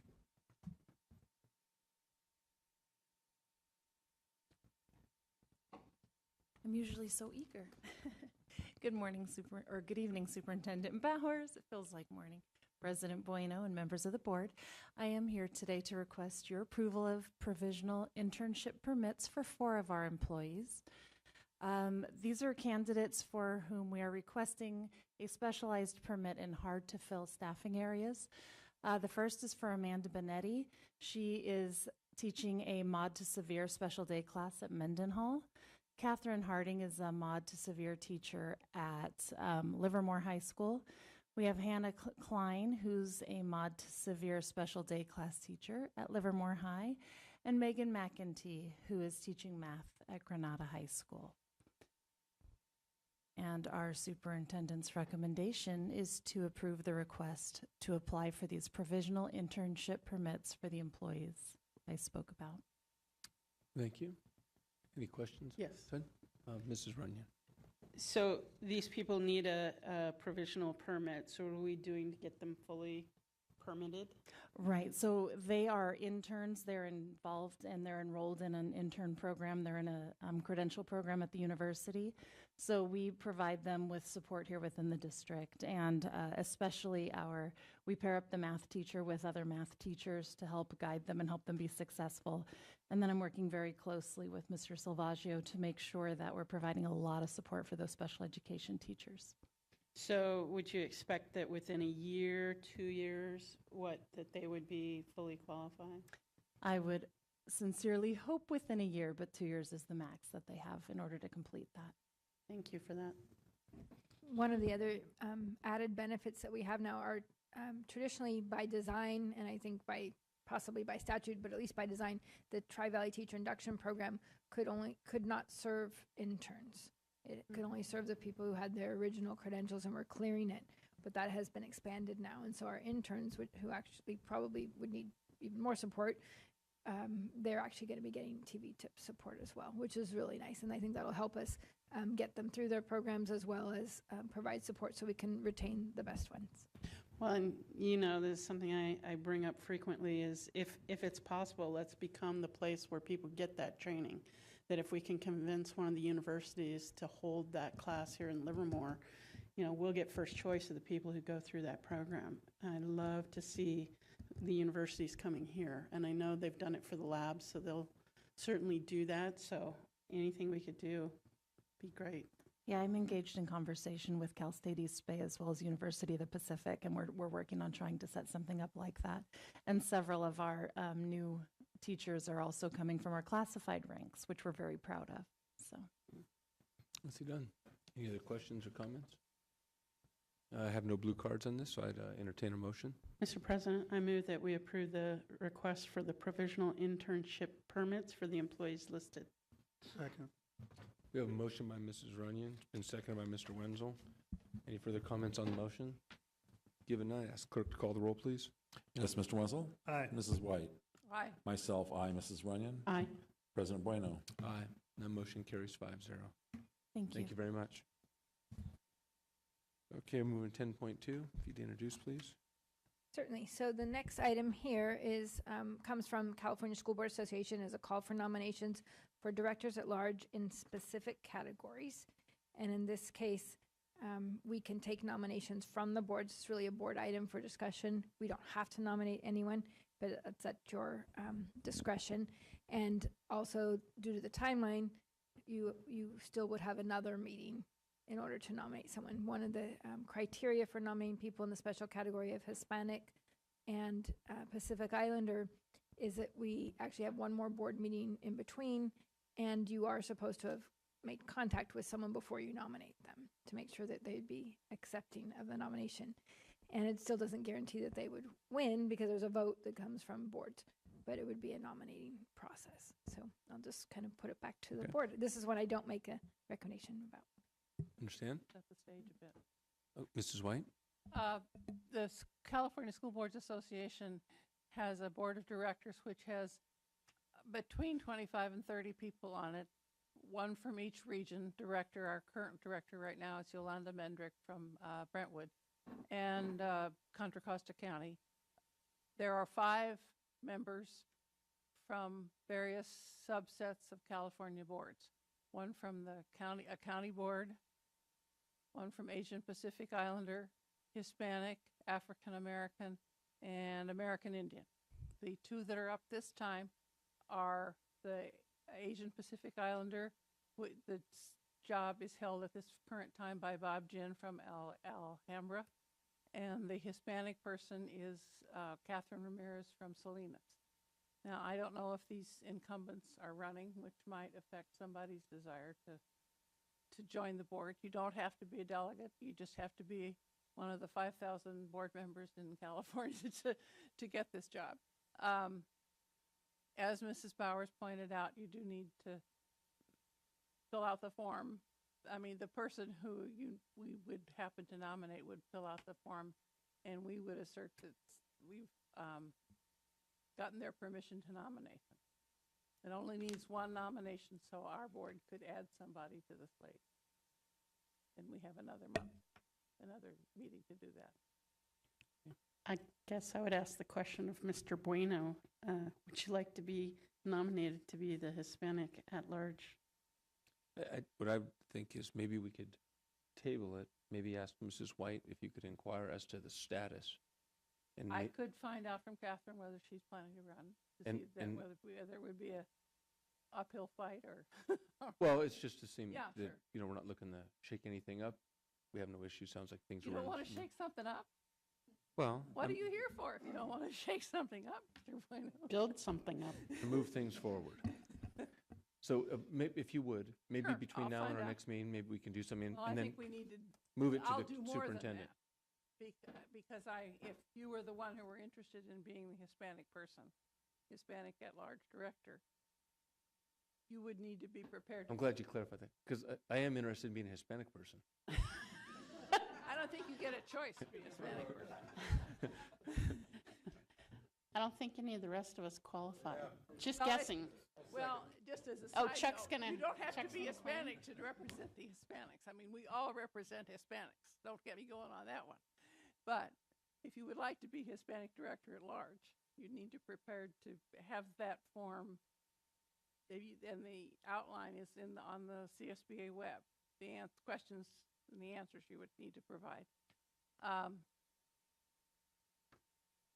before the end of the month. So I'll find out if Catherine is considering continuing and what the lay of the land is. And then we can maybe coordinate that through the superintendent. No, I think it's you that needs to coordinate it. Well, I'm just saying the information that you provide, that's all.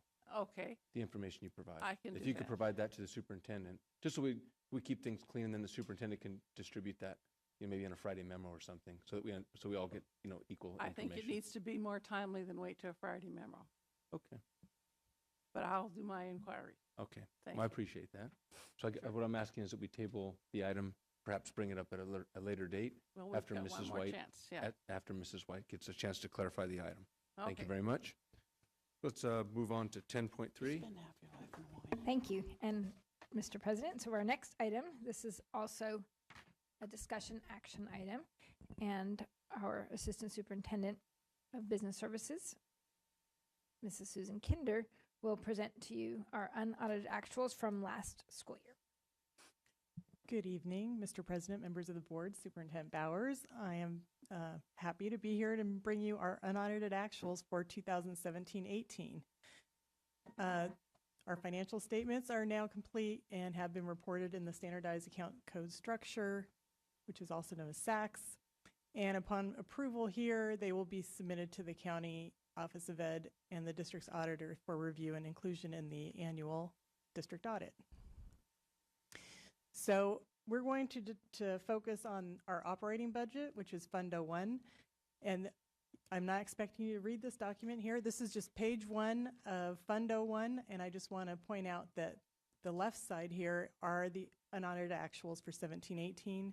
And the right side is the 18-19 adopted budget, which you adopted in June, not the 45-day revise that we presented in August.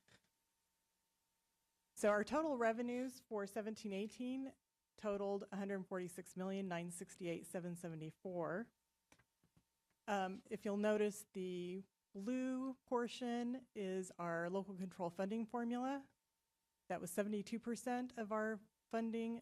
The burgundy one is the supplemental funding, which was about $5.3 million or 4% of our funding. The purple part is other state funding, which is a little over $14 million. That was 10%. So a total of 86% of our total funding comes from the state. And then we have about 3% from the federal government and 11% from local sources. Our expenditures totaled $146,222,567.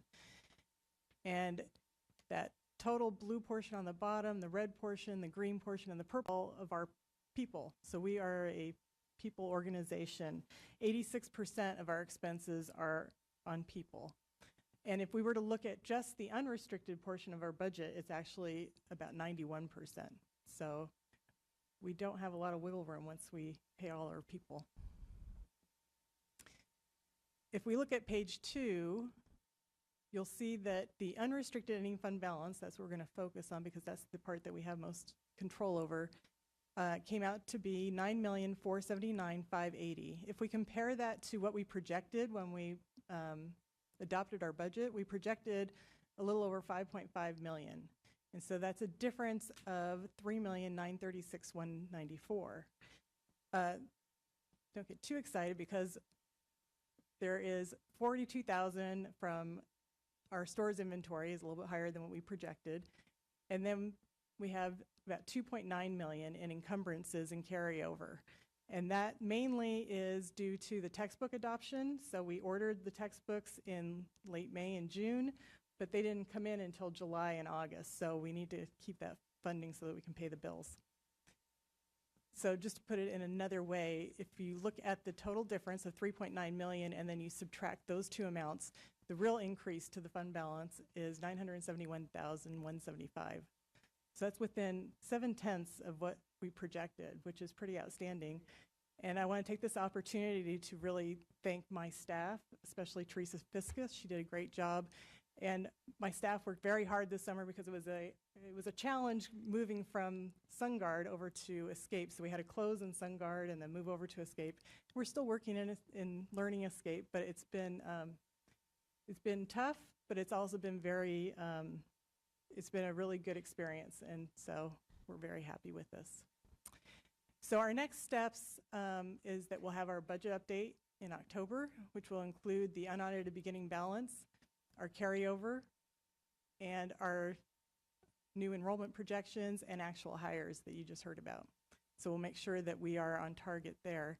And then, again, we get to work on our 1819 local control accountability plan. It starts all over again. And so the superintendent's recommendation, we gave ourselves an A+, is that you approve the district's... I gave you an A+. Approve the district's 2017-18 unaudited actual financial reports. And I'd be happy to answer any questions. Thank you very much. Yeah. Any questions? Okay. We have no further questions or comments. Nicely done. Mr. President, I move that we approve the district's unaudited financial reports for 2017-18. Second. We have a motion by Mrs. Runyon. It's been seconded by Mr. Rogie.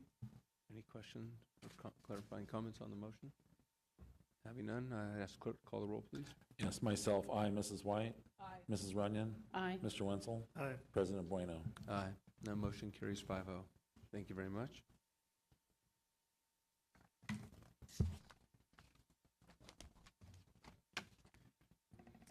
Let's see, we have 8 or 9 consent items.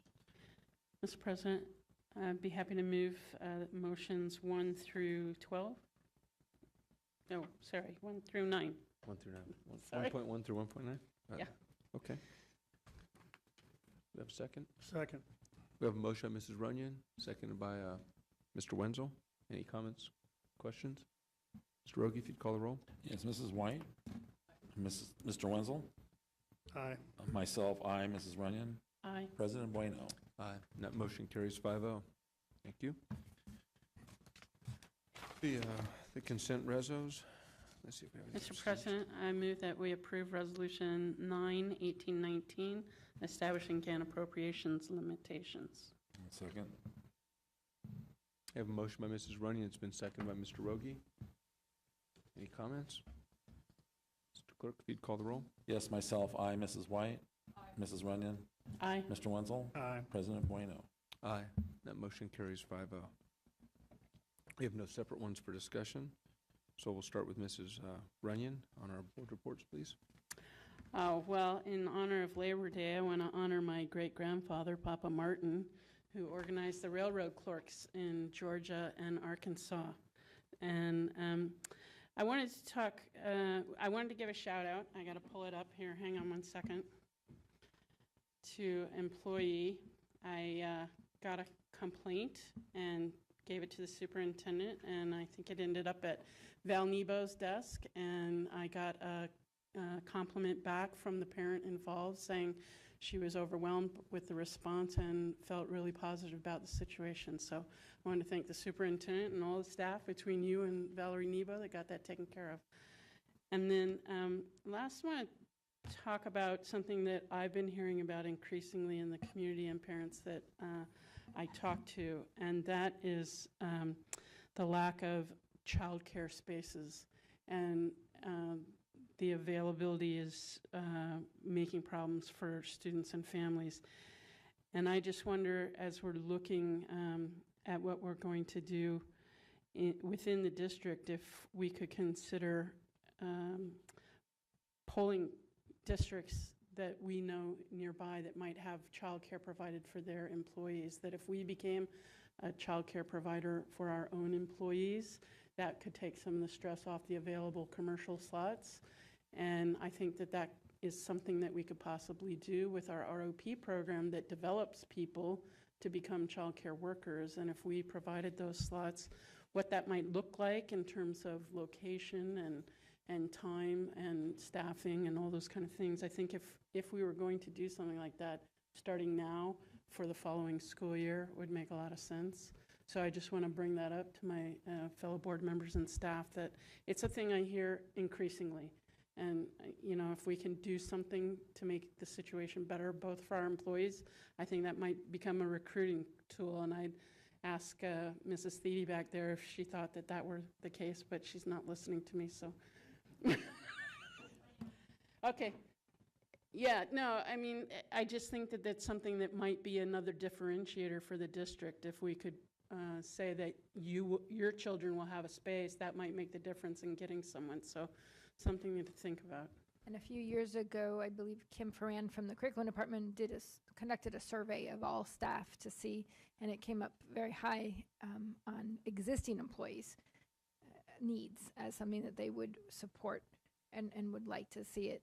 So I think we can resurface that, and then with the prospect of the new property that we're hopefully going to close escrow on, there might even be some space for something like that too. Might free up space. Thank you. Thank you. Mr. Rogie?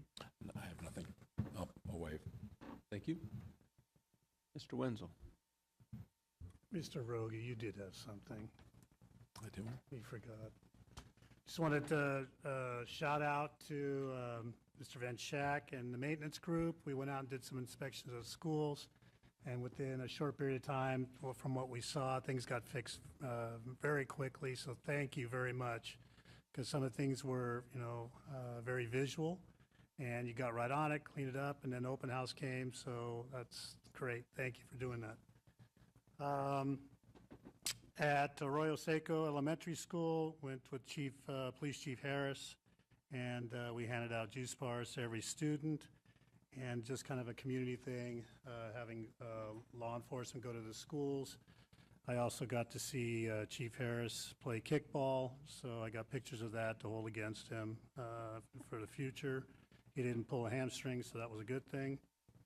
I went to the open house at Leo Croce Elementary School, walked around the campus,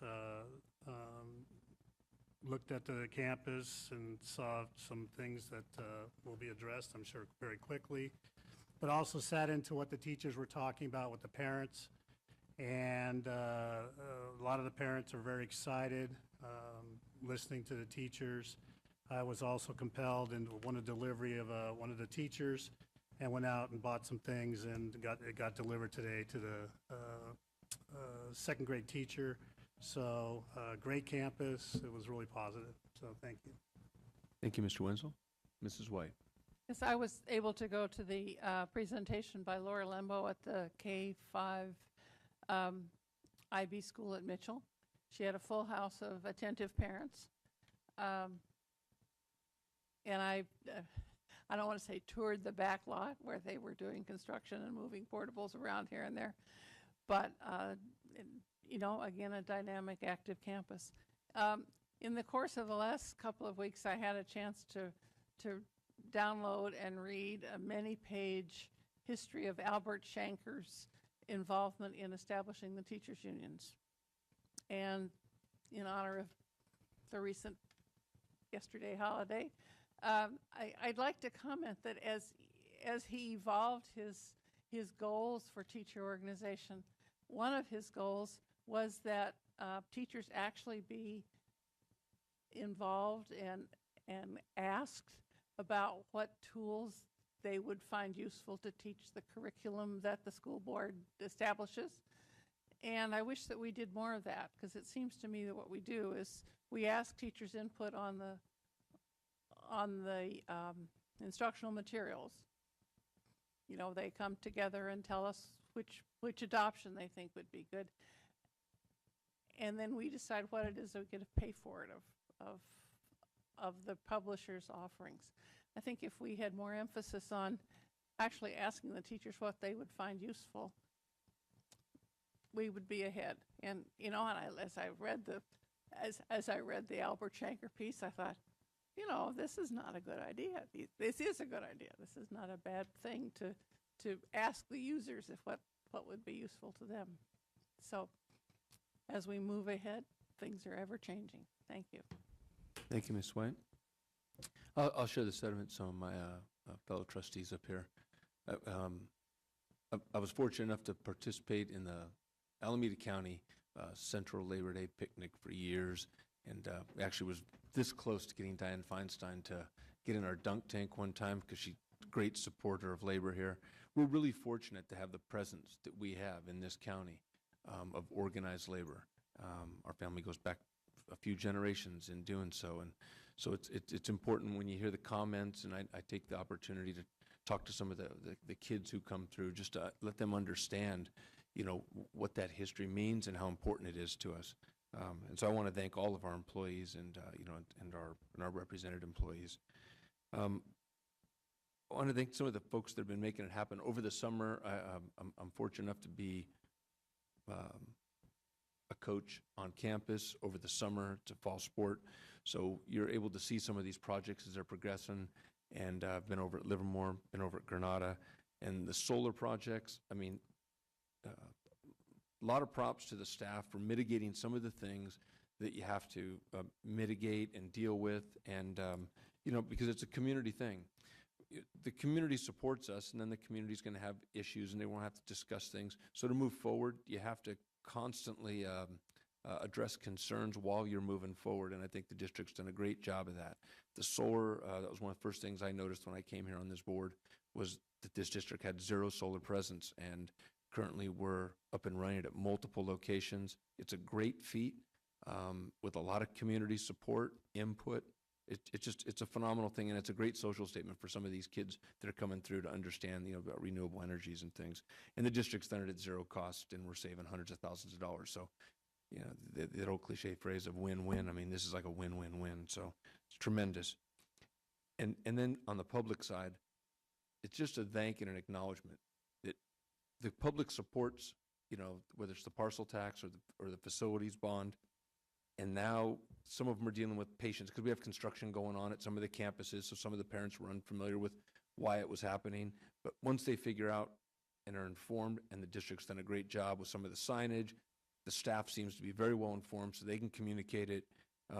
These projects are big. The projects over at the 4 big signature projects are enormous by a scale of what the district had been doing the previous few years. So I just want to thank the public for both the support and now the patience, because it won't be long after the phase 1 and phase 2, it's going to be the celebratory phase, and some of these kids are going to benefit immensely. I mean, just the 2 things, the 2 high schools, you know, at the monstrous athletic complex at Livermore High School, and the athletic plaza and the stadium projects where all kids are going to be in the AV stuff for filming their graduations. This is a big deal, and we're moving towards excellence. While we're doing top workplace, this is a great place, and we could not do it without the public support. So I just want to thank them. That's all I have. So for my turn, thank you.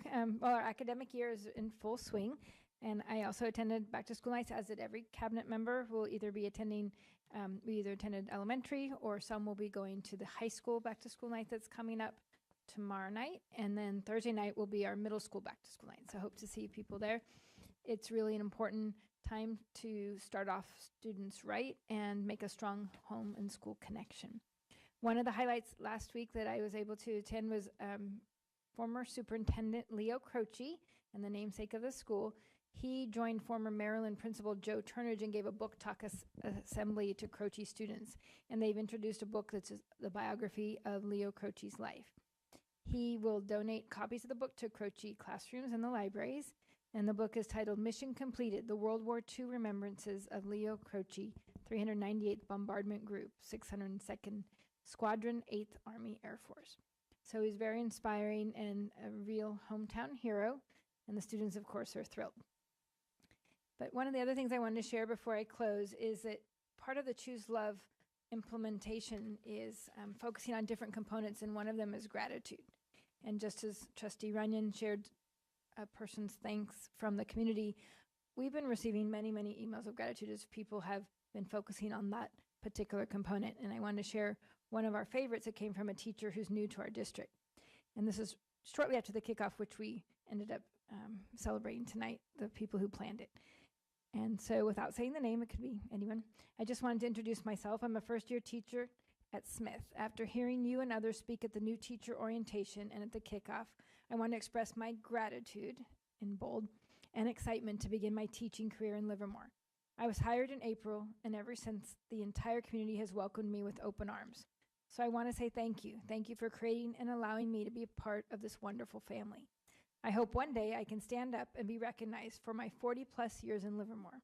So I think after the kickoff, when Vicki Scudder stood up for that, today was truly inspirational, and I'm looking forward to a wonderful year and hopefully many more to come.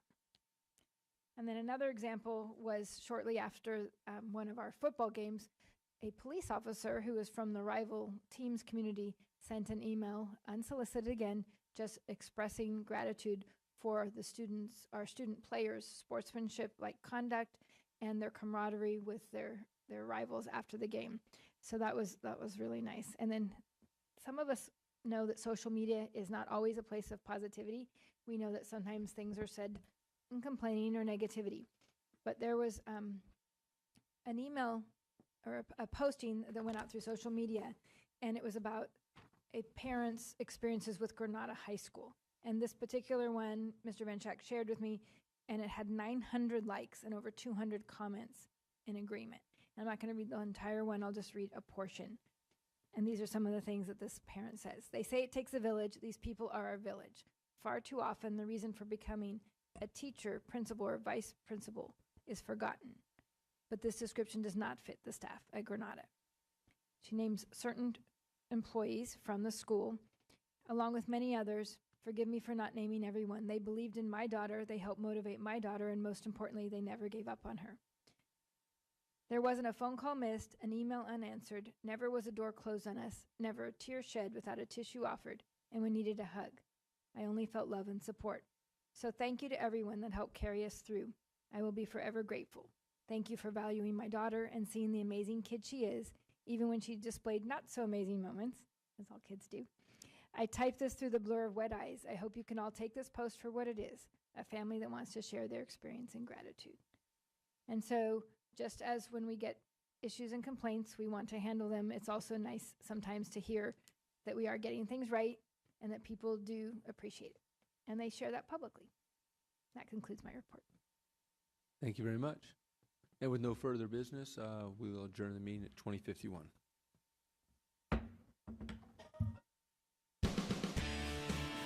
Hear a young person's perspective on Youth View here on Tri-Valley TV.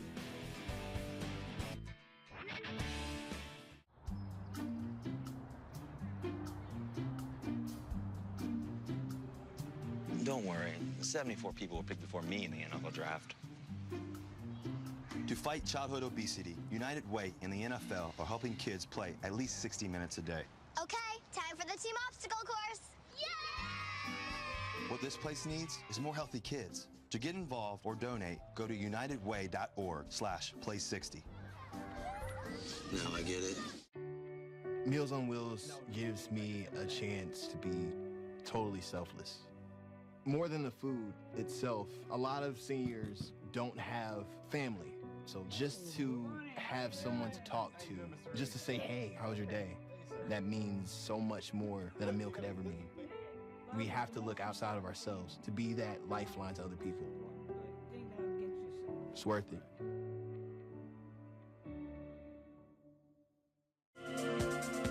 Watch the latest Dublin School Board meeting right here on TV 28. Well, Thomas,